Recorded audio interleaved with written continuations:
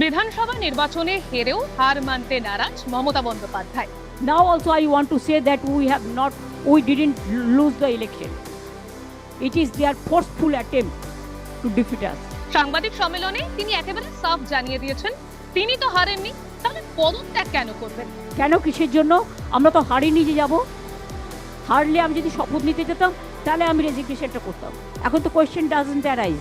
এবার ভারতের সংসদীয় গণতন্ত্রের ইতিহাস বলছে শেষ পর্যন্ত সত্যিই যদি তিনি ইস্তফা না দেন তাহলে এই ঘটনা দেশের বুকে নতুন এক নজির গড়তে শুরু করেছে। তার কারণ এই ঘটনা দেশে প্রথম হতে চলেছে। এবার মমতা বন্দ্যোপাধ্যায়ের এই পদক্ষেপকে সাধারণ মানুষ কিভাবে দেখছেন, কি জানাচ্ছেন তারা, শুনবো তাদের কথা। বাংলা দিদি তুমি পারলে সামলাও।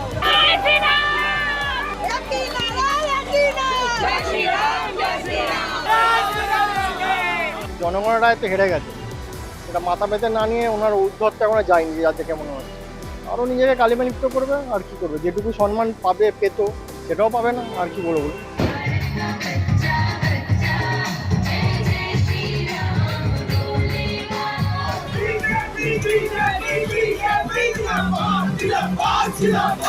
আমি বললাম যে এটাকে আমি ভালো চোখে দেখছি না। হ্যাঁ, উনি বলছেন সে ভোট লুট হতেই পারে, হ্যাঁ সেটা আলাদা ব্যাপার, কিন্তু যখন হেরেছেন তখন ওনার মনে হয় পদত্যাগ করলেই ভালো। কেন দিতে চাইছেন না তার এক্সপ্লেনেশনটা উনিই দিতে পারবেন। আমার তো সেটাই মনে হয়, এবং ওই যে বললাম সাধারণ বিচার বুদ্ধিতে এটাই বলে যে আমি হেরে গেছি, আমার তো দিয়ে দেওয়া উচিত। কেন দিচ্ছি না এখন সেটা তো মানে কোনো জাস্টিফিকেশন আমারও তো সাধারণ বুদ্ধি দিয়ে মনে হচ্ছে না। আমার মনে হচ্ছে যে ওনার মাথাটা পুরোপুরি খারাপ হয়ে গেছে, কারণ এতটা শখ উনি নিতে পারছেন না, কারণ উনি ভাবতেই পারেননি যে উনি হেরে যাবেন। তো কি করা যাবে, দেখা যাক কি করা যায়। তো এরকম বলছেন উনি, মনে হচ্ছে ছেড়েই দেবে। আর কি করবে মানুষ, মানে সাধারণ মানুষ তো আর ছেড়ে দেবেন না, ওনাকে ছেড়েই দেবেন উনি পদার্থে।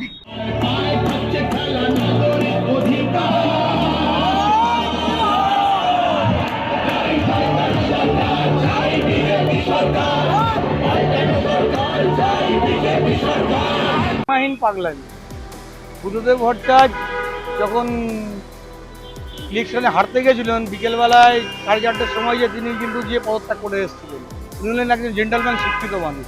আর উনি একজন শিক্ষিত অ্যাডভোকেট হওয়ার পরে উনি যদি এরকম অশিক্ষিতের মতন কাজ করে সেটা তো কিছু বলবার নেই। উনি বলছিলেন খেলা হবে, খেলায় হারজিত থাকতেই পারে।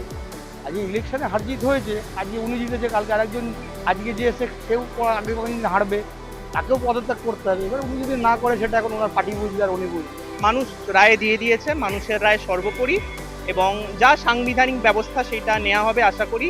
যেমন সরকারের পুনর্গঠন এবং বিধানসভা ভাঙার একটা সময় আছে, সেইটা হবে, এবং যে রেসপেক্টটা আছে আশা করব সেইটা থাকবে। বিরোধীরা বিরোধীর জায়গায় থাকুক, এবং আমার মনে হয় যে এতে তো কিছু যায় আসে না, জনতার রায় সর্বোপরি মেনে নিতে হবে আমরা, এবং এটাই থাকুক, শান্তি বজায় থাকুক, এটাই বলতে চাইবো। উনি কোনোদিনই কোনো নিয়মই মানেননি। নিয়ম এর আগেও যদি রাজ্য সরকারের যে ইয়েগুলো বেরিয়েছিল, কোর্টের যে অর্ডারগুলো বেরিয়েছিল ডিএর ব্যাপারে বলুন বা অন্যান্য ব্যাপারে বলুন বা এসএসসির পরীক্ষার ব্যাপারে, মানে কোনো ব্যাপারেই উনি নিয়মকানুন কোনোদিনই তোয়াক্কা করেননি, এবারও করবেন না। এটা তো খুব স্বাভাবিক করবেন না।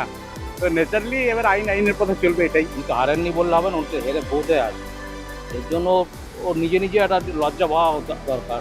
যেভাবে হেরে এত সিটে হেরেও নিজেকে বলছে না হারিনি, ভোট হয়নি ঠিকভাবে, এটা তো ঠিক নয়। পাবলিক তো দেখেছে, তো পাবলিক তো দেখতে পাচ্ছে সবই। এর জন্য কিছু ব্যবস্থা হবে তার জন্য।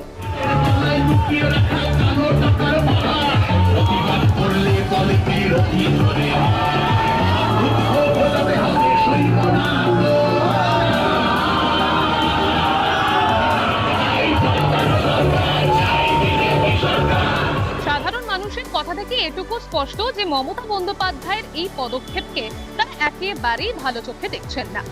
অন্যদিকে বিধানসভার যে মেয়াদ রয়েছে সেই মেয়াদ শেষ হবার সঙ্গে সঙ্গে তার মুখ্যমন্ত্রিত্বের মেয়াদও শেষ হতে চলেছে।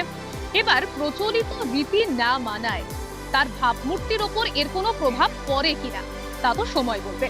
ক্যামেরায় স্নেহাঙ্কুরের সাথে রিয়া রিপোর্ট, এস নিউজ।